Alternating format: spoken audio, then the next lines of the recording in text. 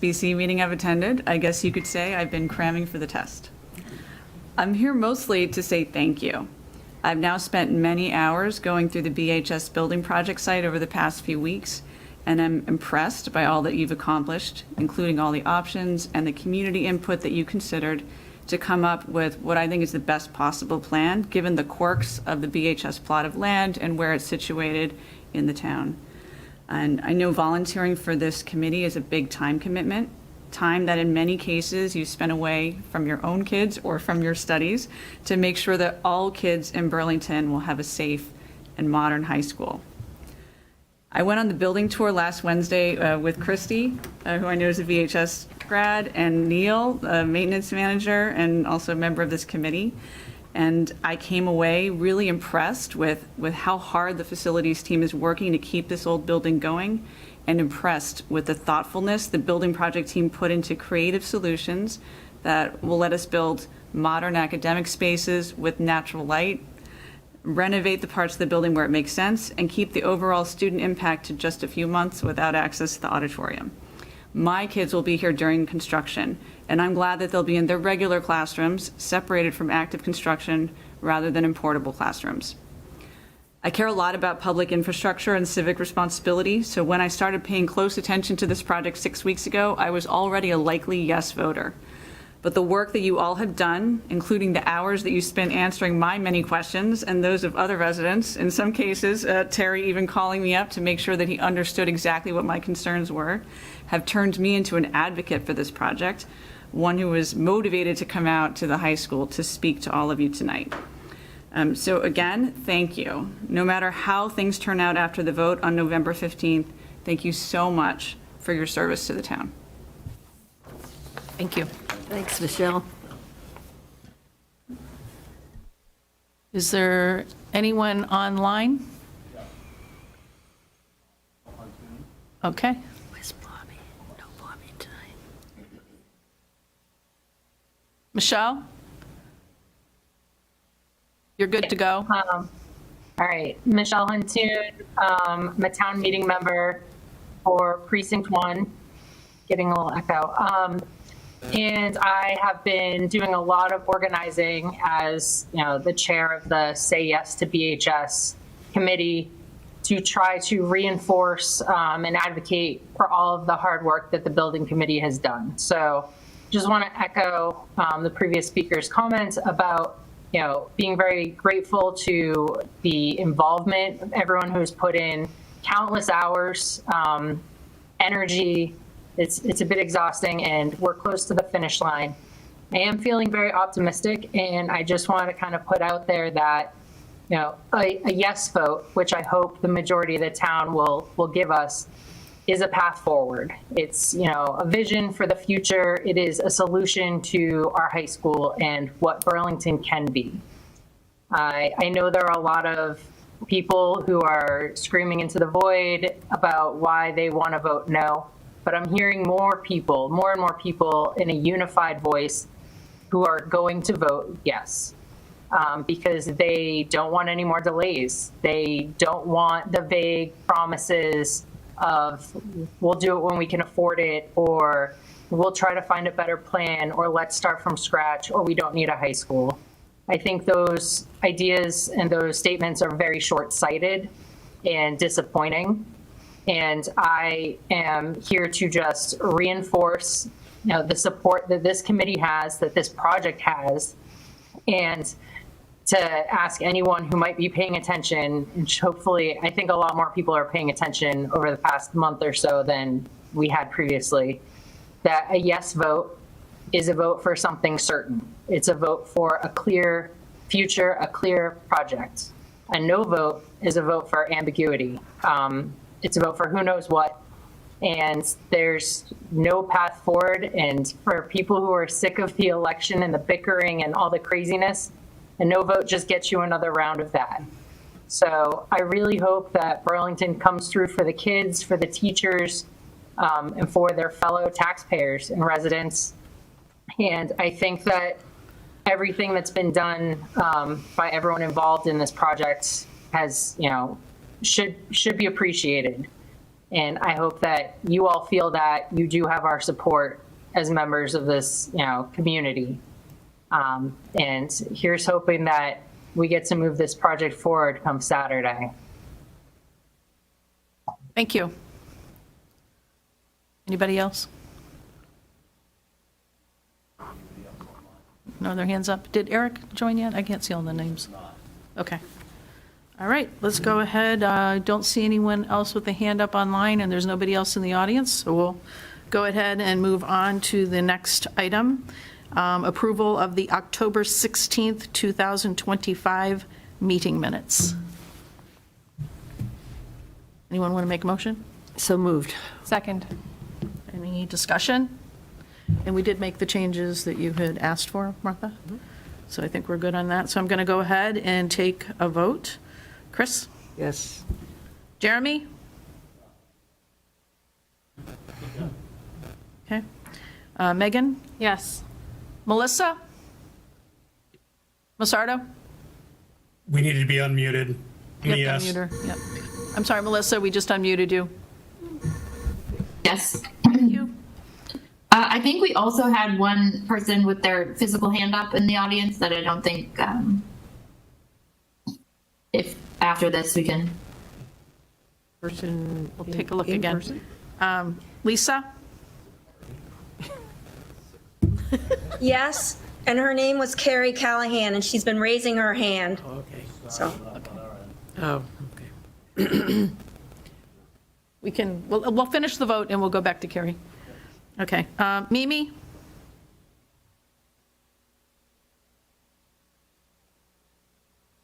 Are you yes or no?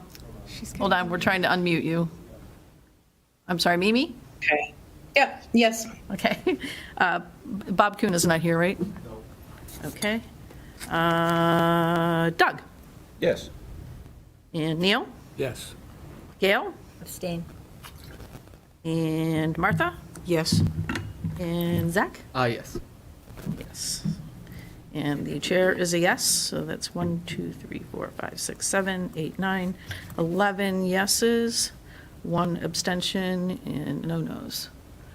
Okay, we're going to go ahead and go back to the public participation for Carrie.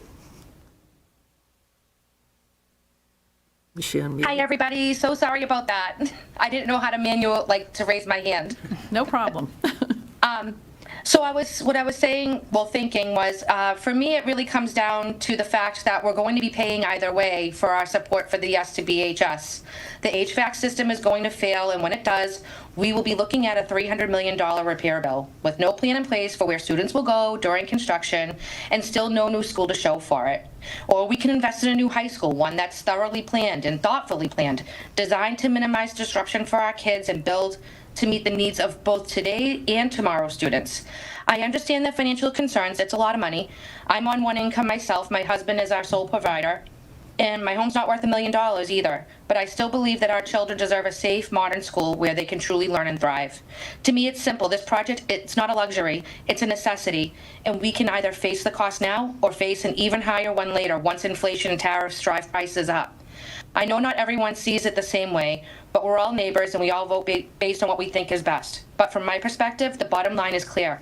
Burlington needs a new high school and it needs to happen now. Thank you to our town meeting, our school committee, our select and planning boards, and my comrades at the Yes to BHS committee, and for all the hard work. And I hope everybody chooses to vote yes on Saturday. Thank you.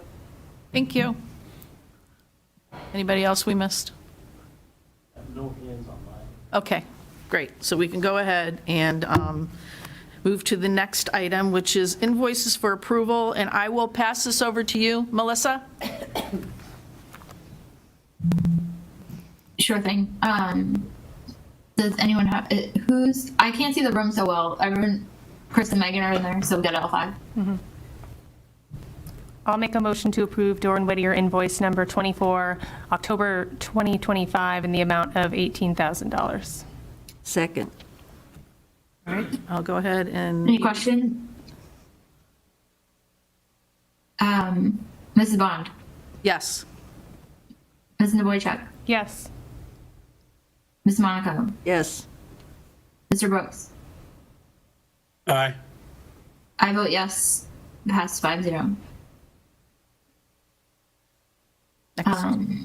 Second motion? Motion to approve lithocraft invoice number 37987 dated October 21st, 2025, in the amount of $4,934.03 for the printing and mailing of the special election info postcard sent from the SBC on October 29th, 2025. Second. Any questions?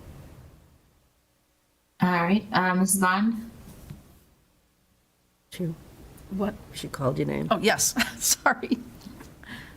Mr. Boychuk? Yes. Ms. Monaco? Yes. Mr. Brooks? Aye. Chair votes yes, 5-0. All right. And I think that was it as far as the invoices are concerned. So community outreach update is what's next? First, we have a couple amendments to approve. Oh, okay. So those are the two on the screen. We have amendment number 2 and amendment number 3. And if you go to the next slide, it'll give a Sure, I can do that for you, Nick. No problem. gives a rundown of what's going on in both of them. So the first amendment, amendment number 2, addresses some reallocation of funds. It's $8,600, and it's moving from the extra services category to the feasibility study category. And there's no change to the total fee from TAP A. It's just changing the feasibility study from $300,000 to $308,600, and then extra services decreases from $200,000 to $191,400. And this has been reflected in our project budget dashboard throughout the course of the project, and it's been reflected on pretty much all of TAP A's invoices throughout the project. It's just a chance for us to get it solidified in paperwork here. Amendment number 3 is addressing the crediting of unused funds in the extra services category. And it also adds additional reimbursable services to the other budget category, which is the $100,000 that was allocated to SBC for discretionary expenses.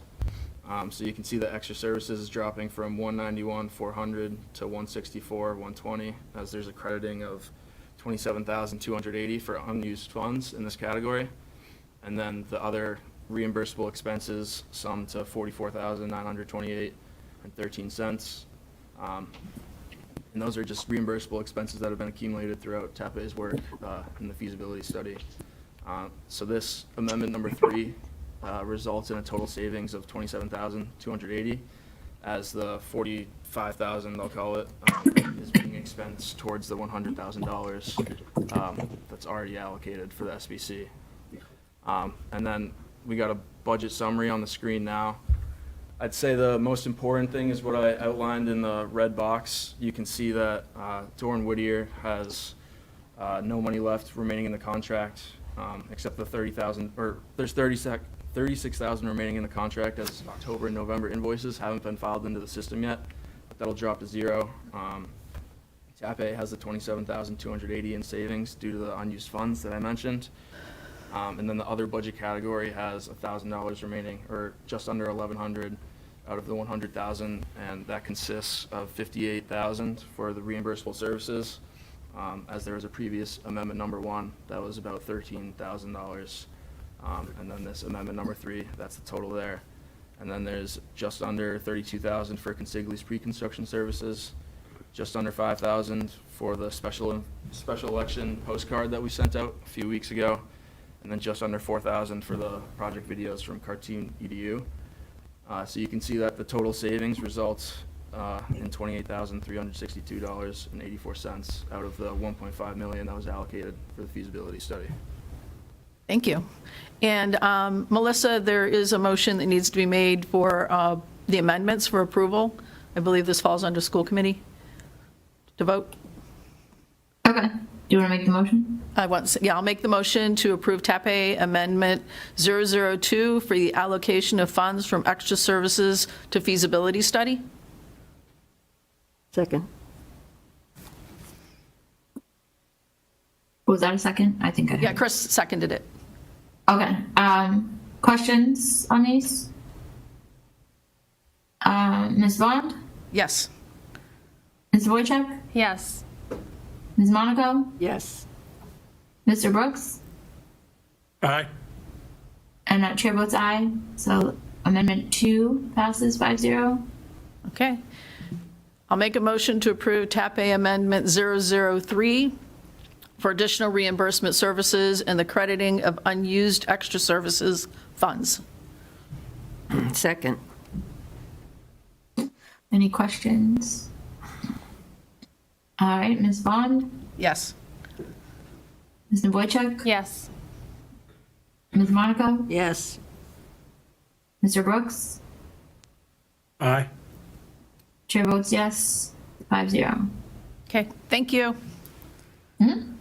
All right, we did the budget update, and now we can go to community outreach. Yeah. So thank you, Catherine, and I just have a text here from Eric. He's still out at this conference. Okay. So I think he's having trouble dialing in, so I don't expect him to join. So can you guys hear me? Yeah. So on community outreach, I mean, I think many of you are aware of a lot of activities that have gone on, not just the ones here on the screen, but just generally in town and engagement with members of the community that have submitted questions. And so I can assure you we've answered several hundred questions that have come in and a lot of thoughtful questions and provided a ton of information that I think has been shared. Obviously, the project website now is a little overwhelming in terms of the quantity of information. But certainly if folks are looking for information quickly, I would highly recommend going to the FAQ page and running through all those questions, because that's probably going to answer a question for you. But you certainly can dive into the countless reports that are on there, but they're very dense, I would call them. And I think the FAQs try and simplify and provide the information that folks typically are looking for. So for people that are trying to do a crash course and haven't spent 6 weeks in school, that's where I would go in terms of, determining your position on this project for Saturday's vote. What I will say is we did, the one event I will highlight were the walkthroughs. I'd say over the course of those 2 days, we probably had a little over 100 people that came in, and I think we had folks that had been in the building numerous times. We had folks that attended school here decades ago. We had new residents that had never been in here. And so I think it was a great way to kind of demonstrate what existing conditions were. It was covered by BCAT. That's another source of information for members of the public. There is a ton on BCAT that I would encourage folks to watch. And so, for the most part, I think we've done what we could to educate the public. Thank you. Anyone else want to add anything, or? Okay. So the next is the work plan update. Yep, so I think, both Christy, Chris, David, we're here, Nick, I'm hopeful for a successful vote on Saturday, and what I can tell you is if that happens, your team will be going to work Monday morning. And there is quite a bit to do to meet the project schedule where, I don't say he has to design it, and she needs to figure out how to build it, and I'll help them as much as I can. But there's a lot of work. So specifically on Doran Whittier's side of things, we have to get a bunch of contract amendments in place for both TAP A and ourselves. We have to work with town council, John Denizio, and members of the committee to agree contracts for consigli with the town and ourselves. We are going to, the next meeting will be somewhat fulsome in terms of, on our end, really laying out the schedule of how this is going to play out over the course of the next 3.5 years, reviewing the plans that these guys are going to come up with. I will say we've all worked together before, and I think we have a really good collaborative, team-oriented approach to things, and I think hopefully you've seen that in how we interact with each other. I really enjoy working with these guys, and I think it's mutual. They haven't told me otherwise yet. But the other thing we'll also provide is a budget and a cash flow because what Ways and Means and what John Denizio are going to need, they need to understand the flow of funds, which, follows, we'll call it an S curve, where yes, we're going to be burning money next year at a much greater pace, but that goes, and then you hit construction, and it will go up even more. But we'll demonstrate that.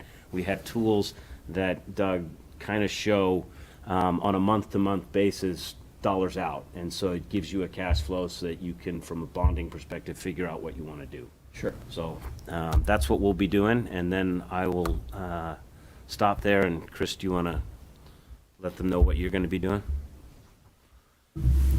Yeah, so we have a lot to do to remobilize in the team, and so we have a lot of, TAP-A has our in-house team, but, 40, upwards of 40% of everything that comes out of our office is from outside of our office, and so we have to coordinate all the teams of engineers and everybody. We have to schedule all of the final investigations for the site and, hazardous materials and stuff like that. Now that we know the project's going forward, we go in depth on everything that we've left at a certain schematic level. And then do all the pre-construction things. There's a lot to get mobilized with the consigli team. We, start organizing all of that and, getting it ready to launch. And so there's quite a bit of effort on that front. So we want the last couple weeks of November, the holiday included, to be that sort of prep and get ready to go. And then December 1st, come December, we're running really fast. So, and it's going to be that way through the rest of the year. So. Christy? Yeah, for us, one of the key things that we need to reevaluate is phasing and do a deeper dive into some of the assumptions that we made in our initial proposal.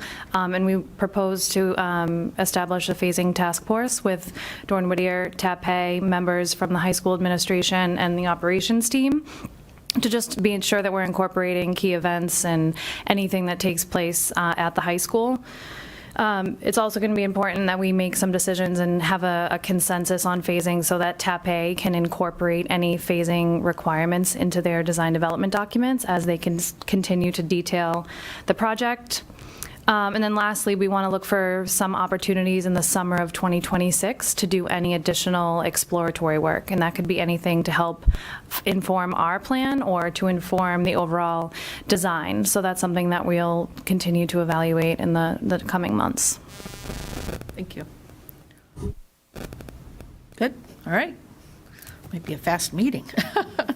Next time is other topics not reasonably anticipated in the last 48 hours. I'll just say one. I want to echo the comments of the public. You guys have worked really hard, and this is meeting 25, and hopefully we get the right result. We've all worked really hard, and you should be proud of yourselves. So thank you.